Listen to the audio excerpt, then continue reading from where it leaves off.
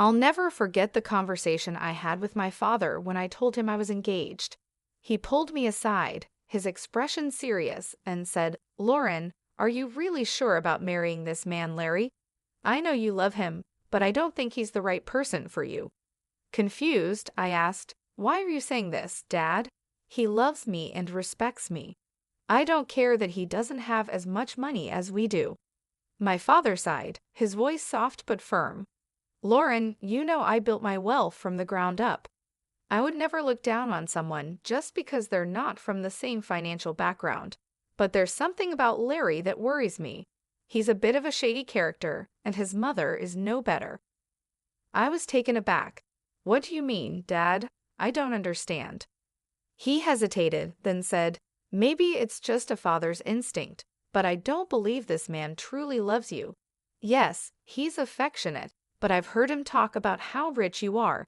I overheard him bragging to his friends, saying he had bagged the rich brat. And Linda, she just laughed and agreed with him." I felt a pang in my heart, trying to defend Larry. "You must be mistaken, Dad. Larry would never say those things about me, and Linda cares about me too. She would definitely scold him if he ever joked like that." But deep down, I wondered if there was some truth in my father's words. Sometimes I wish I had listened to him. At the time, I was just a naive girl in love, desperate to hold on to something after losing my mother 3 years before. My dad was ill, and I knew he didn't have much time left. I clung to Larry and Linda because they gave me a sense of purpose, a reason to keep going. My father had built a comfortable life for us through hard work and smart investments. I had a decent job and earned a moderate salary, so overall, we were doing well. Larry and Linda, on the other hand, didn't have as much. Larry made more money than I did, but he came from a modest background. His job didn't bring in the kind of money that could make someone rich, and I could tell that bothered him. He and Linda liked fancy and expensive things, and Larry often complained about not having enough money to buy them. I was always eager to help them out with the little allowance my father gave me. I even let Larry and Linda move into my house after we got married, but instead of being grateful, they seemed dissatisfied. They would say things like, "It's such a shame you live in a small house. Your dad lives in a mansion, so why did you buy such a tiny townhouse?" Looking back, I realize how much I overlooked because I wanted so badly to make things work. I ignored the little red flags and convinced myself that everything would be okay, but in the end, I wish I had trusted my father's instincts. I don't make a lot of money. Larry's dad lives in a mansion because he's wealthy, but I'm just a regular office worker with a modest salary. Buying this house was a real challenge for me, and I was only able to manage it because my dad helped with the down payment. Larry, however, wasn't impressed. He said, "Well, if your dad helped you out, he should have gotten you a better place. I'm sure your mom left him something to give you when you got older." I tried to explain, "I'm not entitled to anything, Linda. Whatever my mom left behind is my dad's now. She passed away suddenly, and there was no will. Honestly, I don't mind if I don't get anything. I'm content with the way things are." Linda scoffed, "That's a ridiculous thing to say, Lauren. I would have loved to inherit a lot of money. You know what? Your dad should trade houses with us. He lives alone, so he doesn't need all that space anyway, right, Larry?" Larry nodded in agreement, adding, "Yeah, Lauren, you should ask him." I felt a surge of protectiveness and responded firmly, "Absolutely not. That house belongs to my dad, and he deserves to live comfortably as long as he's alive." Linda then remarked, "Well, he won't be alive for long now that he's sick. We can wait and compromise for a few years and see what happens. Ultimately, everything will be yours after your dad passes. You'll have plenty of money to buy a big house and more." The way Linda and Larry were already making plans to spend my inheritance was deeply unsettling. It didn't help that they frequently urged me to ask my dad for more money. We weren't struggling financially. Larry and Linda just wanted the luxurious lifestyle they imagined, even though it wasn't within our reach. Honestly, I was growing tired of their behavior. However, the real drama unfolded after my father passed away. His battle with cancer ended sooner than I had expected, leaving me devastated. I was heartbroken, but Larry and Linda offered little support. Instead, they were more concerned about the date of the will reading and showed no interest in helping with the funeral arrangements. To make matters worse, they even refused to attend the funeral, saying that my dad was no one to them. At that moment, I was overwhelmed with grief and anger. My dad's warnings kept echoing in my mind, and I couldn't help but feel suspicious of Larry and Linda.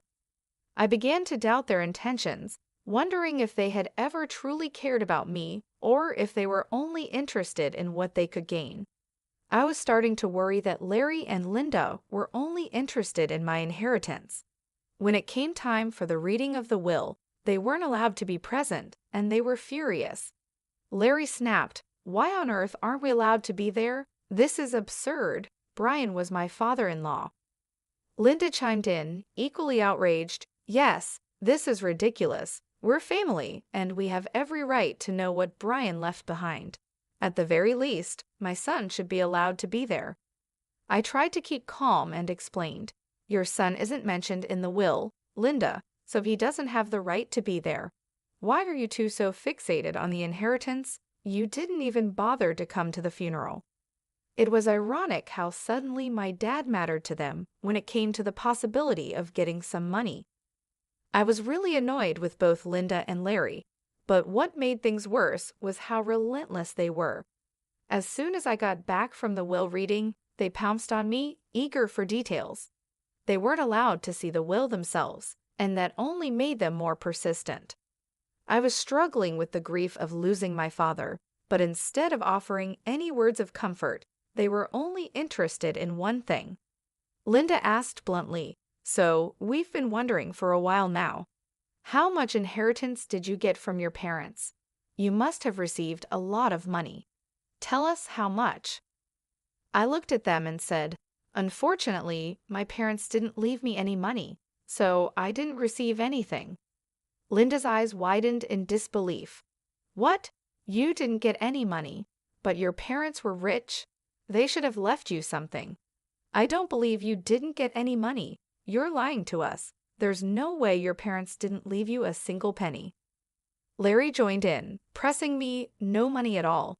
The will didn't even mention you getting any kind of money. You can't be serious." I sighed and tried to stay patient. "No, Larry, there was no money in my inheritance. The lawyer told me that. You can even check my bank balance in a few days and see for yourself." "But what about all their wealth?" Linda asked, her voice edged with frustration. "You're their only child. Who's going to get everything they had?" I shook my head and said, "I don't know about that, Linda. The lawyer just told me I didn't get any money, and honestly, that's okay with me. It was my parents' money, and it's up to them who they chose to leave it to." Linda looked furious and blurted out, "That's ridiculous. You need to fight for that money. It should be yours." "There is no money, Larry," I repeated firmly. They didn't have much left in the end, and whatever was left, they gave to charity. They had been planning this for a while. Larry and Linda looked completely taken aback, anger simmering just below the surface. I couldn't understand why they were so upset. I almost gave in and told them everything, but something held me back. There was a growing doubt in my mind that my husband and mother-in-law were up to something that wasn't in my best interest. I decided to wait and see how they would react, but they didn't let up. Larry and Linda kept pressuring me for more information, as if they didn't believe what I had told them. The more they pushed, the more uneasy I felt, sensing that there was more to their behavior than just disappointment over the inheritance. I decided enough was enough. I told them firmly that I didn't get any money, and even offered to show them my bank account in a few days. A month passed and nothing showed up. During this time, Larry became more distant and stopped being affectionate.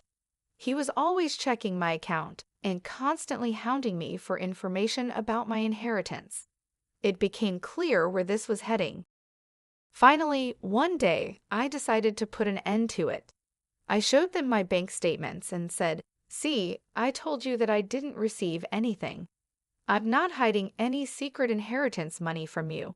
Do you believe me now?" Larry looked at the statements and said, "Wow, our years of hard work just went down the drain then. So her parents weren't rich, and she didn't even get $3,500 in the will. This is ridiculous. I can't believe this." Linda echoed his sentiment. "I can't believe this either, Larry. I stayed in this marriage for nothing.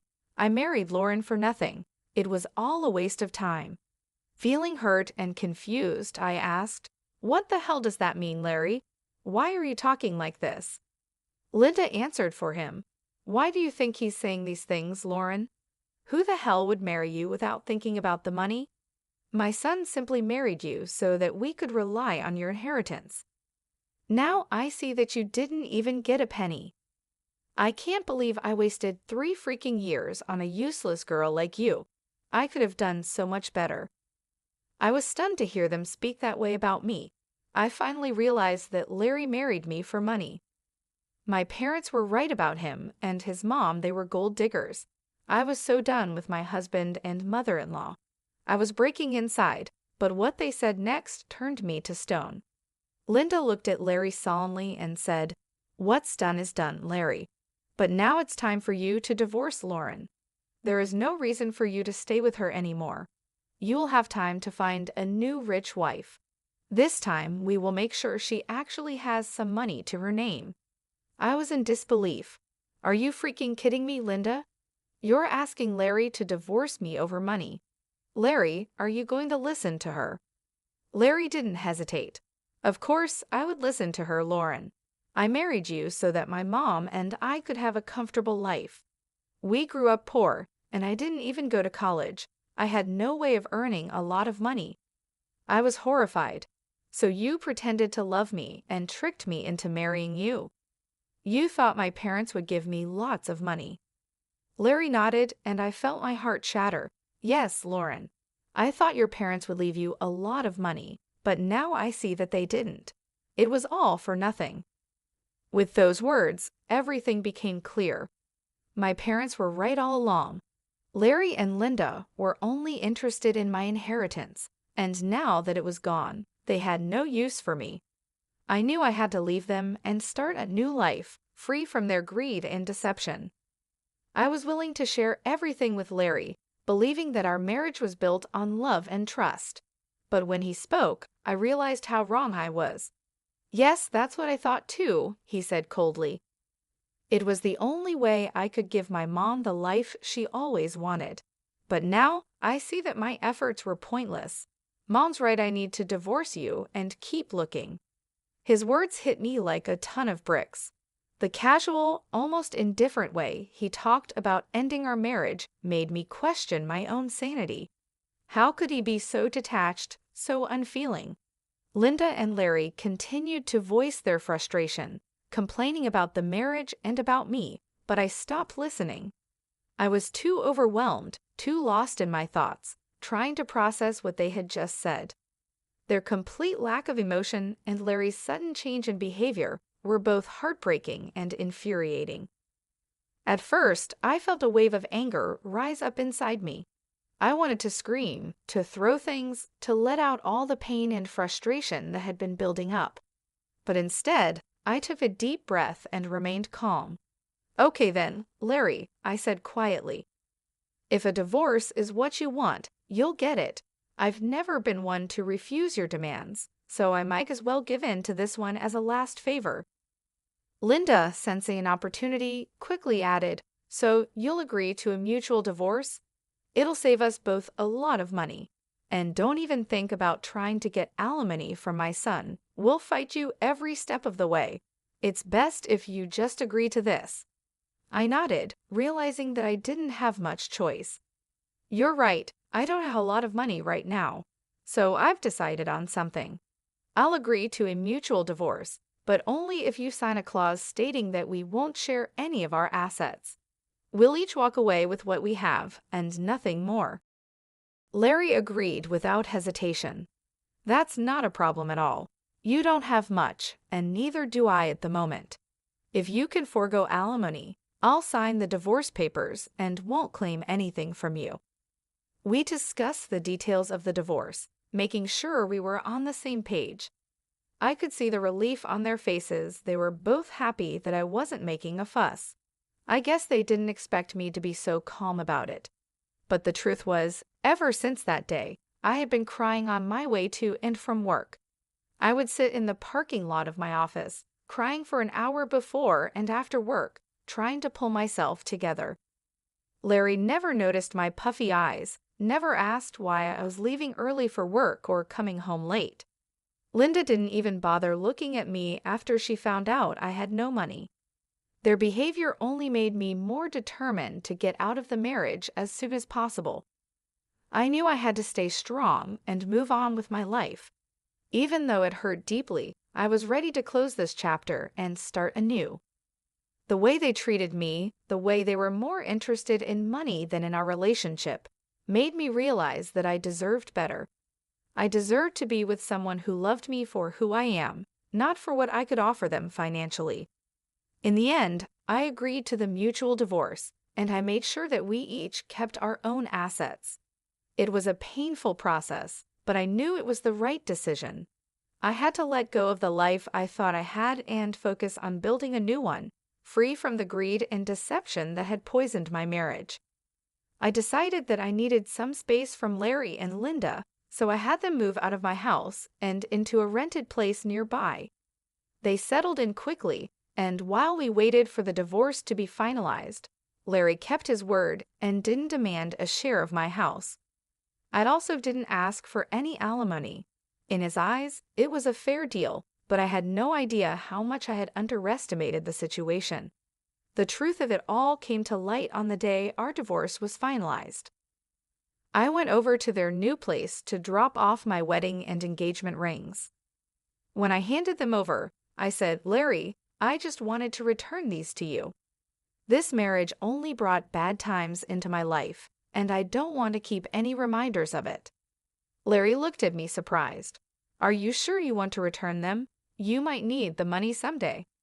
Linda, never one to miss a chance to be snide, added, "It's so funny how you're giving them back. You must have laughed at our poverty before, but look where you are now. My son is being generous, giving you the rings back. You might need to sell them when your stupid job doesn't pay enough. We don't want the rings anyway, they're cheap ones." I kept my composure and replied, "What would I need to sell the rings for, Linda? I'm not embarrassed. You don't need to worry about my financial situation." Linda smirked and said, "Oh, we already know. Your parents didn't leave you anything, probably because they lost everything due to bad financial decisions, leaving their daughter with nothing." At that point, I couldn't help but laugh out loud. Linda looked puzzled, and so did Larry. I could see that Larry was annoyed by his mother's behavior and also surprised by my laughter. Linda snapped, "Why the hell are you laughing? Did I say something funny?" I looked her straight in the eye and said, "It's hilarious that you think I'm destitute, Linda. It's also funny that you believe my parents lost all their fortune." Linda, clearly offended, retorted, "Well, of course you're destitute.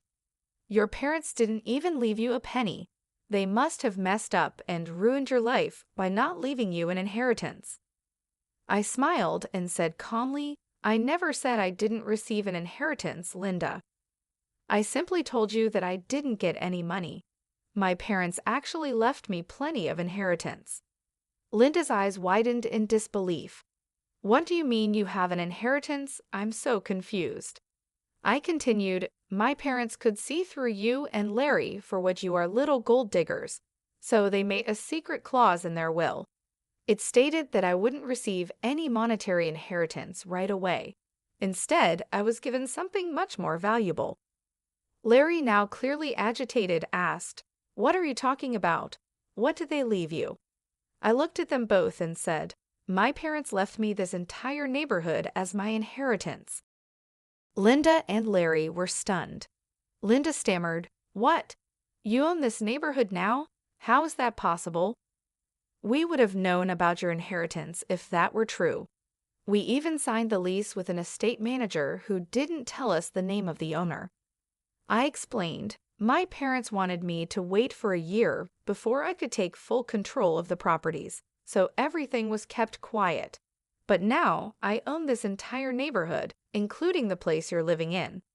Linda and Larry were left speechless.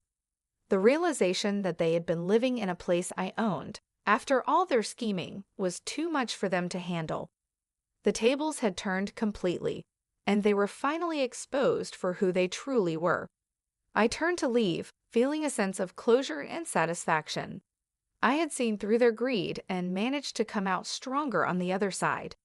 Now I was ready to move on and build a new life, free from their manipulation and lies. I got my inheritance, and my parents wanted me to test if you were with me for love or money. Well, you both failed the test, so now you won't get anything from me. The estate manager was put in charge by my parents to take care of the property before I inherited it. They were very smart, you know. Larry scoffed, "That's impossible. I don't believe anything you're saying. You're just embarrassed because you don't have any money left." I replied, "Oh really, Larry? Is that what you and your mother think? Why don't you call your landlord and ask him yourself?" Linda and Larry quickly called their landlord to check what I had said. Since their landlord was actually the estate manager, he told them everything. When they hung up, they looked shocked and panicked. "You lied to us," Linda stammered. "You tricked us into thinking you didn't have anything, but you own the entire housing society now.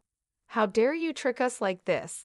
You wanted to keep all your wealth to yourself, so you made Larry divorce you and sign papers saying he wouldn't take anything from you." I couldn't help but laugh at their nerve. It was finally hitting them how badly they had messed up, and now it was time for some well-deserved karma.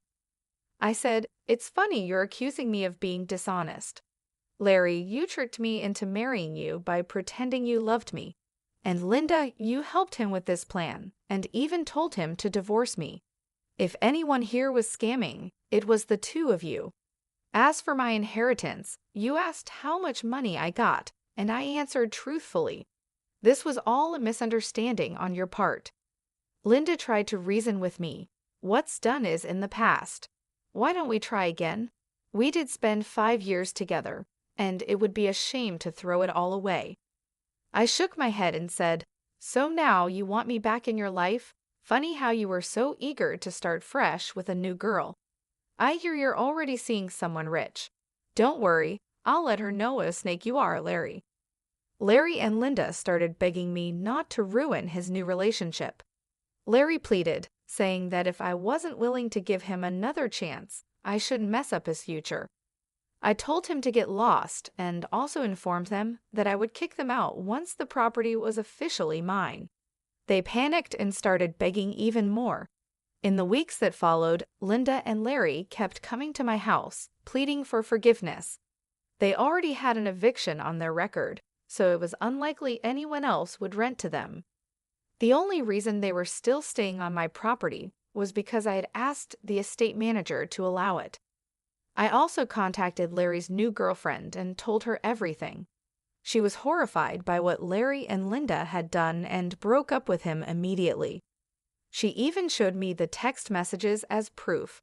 After this mess, Larry and Linda came over, yelling at me and calling me names. I quickly called the police and had them removed from my property. Once the property was officially in my name, I kicked them out very quickly. They didn't expect me to follow through with my threat. When they showed up again, I called the police, who gave them a stern warning. I also filed for a restraining order. It turned out that the whole town knew about what had happened. Larry and Linda were shunned by their friends and had to leave the city to start over somewhere else. Meanwhile, I'm enjoying my new wealth and finally free from those